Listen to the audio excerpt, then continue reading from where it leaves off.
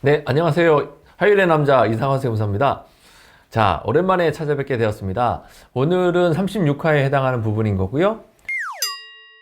동업자와의 아름다운 이별 정말 가능할까? 부제로는 사례를 세 가지를 가지고 동업자들의 상담이 최근에 굉장히 많아졌습니다. 그래서 이별을 하기 위해서 어떤 준비를 해야 되고 세금은 어떤 게 발생을 하고 사례를 한 세 가지를 준비를 해가지고 오늘 시작을 해보겠습니다.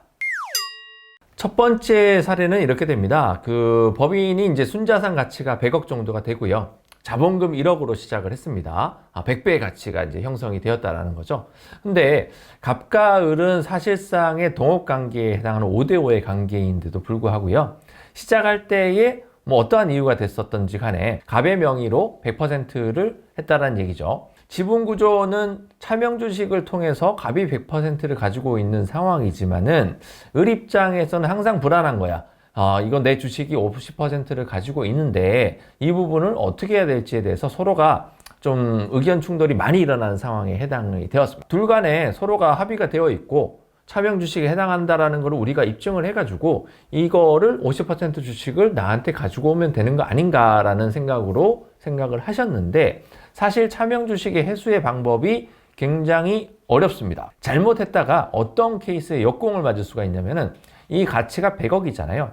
순자산 가치가 100억이지 주식 평가를 하면은 이게 100억보다 올라갈 수가 있습니다. 어찌됐든 100억이라고 치자고요. 100억에 대해서 증여에 해당하는 부분으로 판결이 나버리게 되면은 세금 자체가 한 50억 원에 되는 세금을 내야 되는 상황이 생길 수가 있다. 물론 100억을 다 옮긴 게 아니니 50억에 해당하는 부분을 옮겼으니 세금은 25억 정도가 되겠죠. 근데 그거는 이제 솔루션이 될 수가 없다. 이렇게 보시면 될 것 같고요. 그래서 이 두 분이 첨예하게 계속 싸우다가 결국에는 자, 우리 회사를 그만두자. 근데 이 회사가 좀 안타까운 게 회사는 계속 성장을 우상향으로 열심히 하고 있는 상황에 해당함에도 불구하고 청산하기로 합의를 했습니다. 이 청산을 했었을 때에 법인세도 냅니다. 법인세를 낸 다음에 금액에 대해서 소득세를 부담을 하게 되는데 순자산 가치가 100억이고 물론 잉여금 가치나 여러 가지가 잉여금이 100억이 있다라고 보시면 될 것 같아요. 자, 그랬을 때에 갑이 100%를 다 가지고 있기 때문에 이 100억에 대한 청산소득세를 내게 되는데요. 그 청산소득세가 저희가 계산을 해봤더니 42억 원이 나옵니다. 어마어마한 숫자가 나오죠. 차액이 한 60억 정도의 차익, 58억이 남겠죠. 그러면 이 58억을 가지고 을하고 사이좋게 둘이 나누고 싶은데 이게 또 안 되는 거야. 왜냐면은 아무리 둘 간의 관계에서 서로가 이렇게 줄 수 있다라고 하지만은 세금은 또 별도라는 얘기가 됩니다. 자, 을한테 갑이 돈을 전달을 해줄 때는 세금이 증여세가 한 13억 정도가 나옵니다. 증여세가 한 13억 정도에 나오는 부분으로 결과를 도출을 해내고 나면은 각자 22억 5천만 원을 가져갈 수 있는 솔루션이 나오게 됩니다. 여기서 결론은 뭐냐면은 이렇게 청산하라는 얘기가 아닙니다. 이렇게 청산해서 세금 다 내고 나서 한 40억 정도만 손에 쥐으라는 얘기가 아니에요. 사이좋게 잘 합심해가지고 회사를 잘 끌고 가면서 이 지분 자체를 서서히 옮기면 되는 거야. 근데 이미 좀 트러블이 생겼기 때문에 그게 쉽지가 않습니다. 그러나 여기에 나와 있는 이 액면대로의 세금을 내는 이 부분을 다 내지 말라는 얘기를 하고 싶은 거죠. 이대로 하라는 얘기가 아니었다라는 부분을 명심하시길 바랍니다. 자, 두 번째 사례로 가보겠습니다. 회사가 아까는 잘 되는 회사에 해당하는 부분인데 이 회사는 언제 망하는 쪽으로 갈지는 모르겠는데 그래서 갑을끼리 정확하게 5대5를 가지고 사업을 하고 있었음에도 불구하고 이 두 분이 분쟁이 자꾸 생기는 거예요. 을은 회사를 여기서 접자. 갑은 나는 계속 하고 싶다. 둘이 자꾸 싸우니까 어떻게 되겠어? 갑이 을한테 너 나가. 그러니 을은 그래 내 몫을 줘라. 이 케이스에서는 어떤 세금이 발생을 하는지를 이제 보자고요.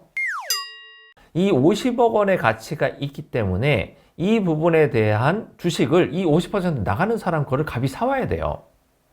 그리고 사오는 대가에 대해서 돈을 지급을 해야 되고요. 자, 50억 원에 대한 가치를 주식 평가를 해봤더니 적자를 계속 보고 있기 때문에 순자산 가치 평가에 따른 한 40억 정도로 평가를 저희가 했습니다. 그리고 40억 원의 절반인 20억 원에 대해서 대가를 을한테 줘야 되는 부분에 해당을 하고요. 근데 이게 굉장히 아이러니해요.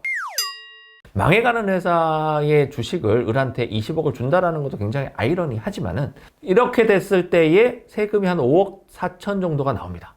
20억 정도에 해당하는 50% 주식을 이동을 할 때 5억 4천만 원의 세금을 내고, 그리고 이후로 이 갑이 열심히 한번 해봤어요. 열심히 해봤는데 을이 나간 이후로 이 50억 원의 가치에서 10억만큼을 또 까먹었어요. 까먹고 나서 자, 을이 참 현명했구나, 그때 회사를 접을 걸 라는 생각으로 갑이 이 회사를 접었더니 이 당시에 세금으로 16억 원이 나옵니다. 한 1년 정도 텀이 있었다고 가정을 해보자고요.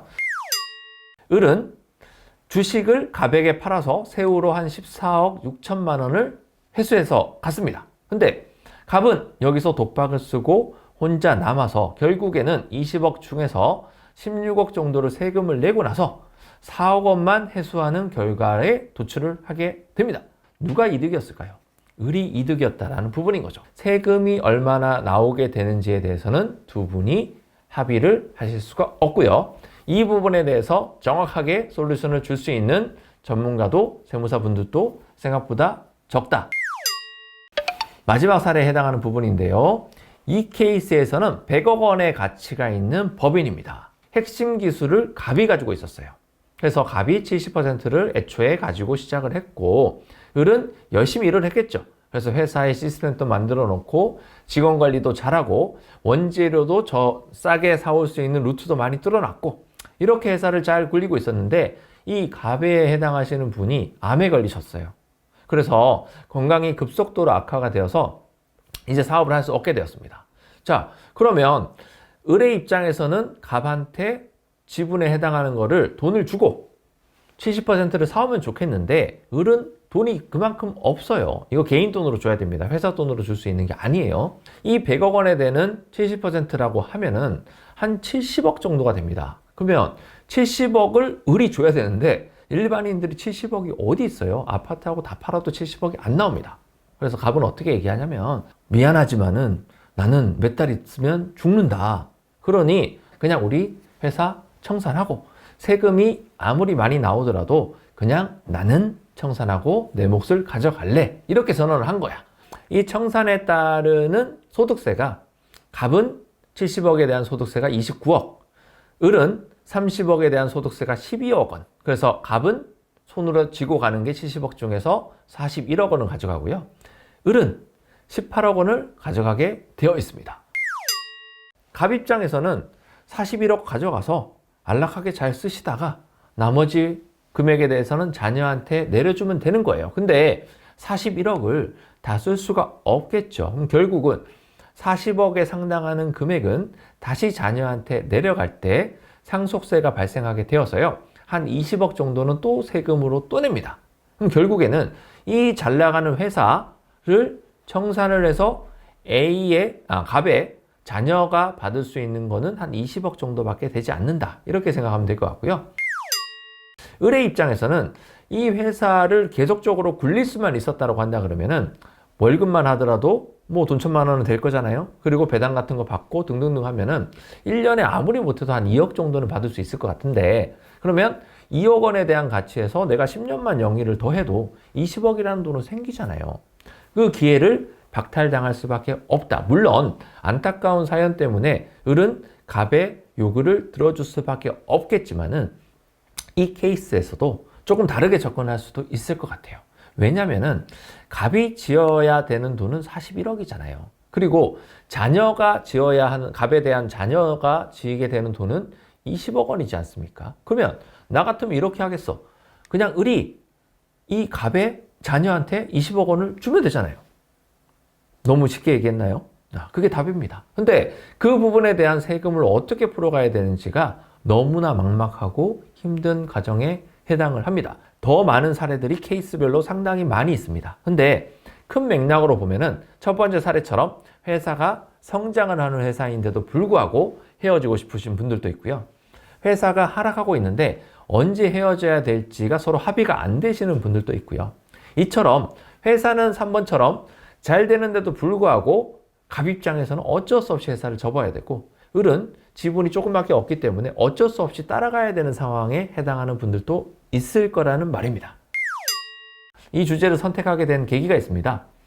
최근에 상담하시는 내용 중에 대다수 분들은 동업을 하시는 분들이 서로 간의 입장에 대해서만 생각을 했지 세금이 이 정도로 많이 나올 거다라는 거를 저한테 상담을 받으시면서 알게 되는 케이스가 첫 번째고요. 그나마 다행이에요. 회사 다 청산하고 세무서 앞에 가서 알게 되는 케이스가 있었다라는 부분입니다. 후자에 해당하시는 케이스가 되지 않기 위해서 빨리금 찾아오시고 연락 주시기 바라겠습니다. 이상화의 모래세무 오늘도 유익하셨다고 한다 그러면 구독, 좋아요 눌러주시길 바라겠습니다. 자, 감사합니다. 다음 주에 뵙겠습니다. 이상화 세무사였습니다.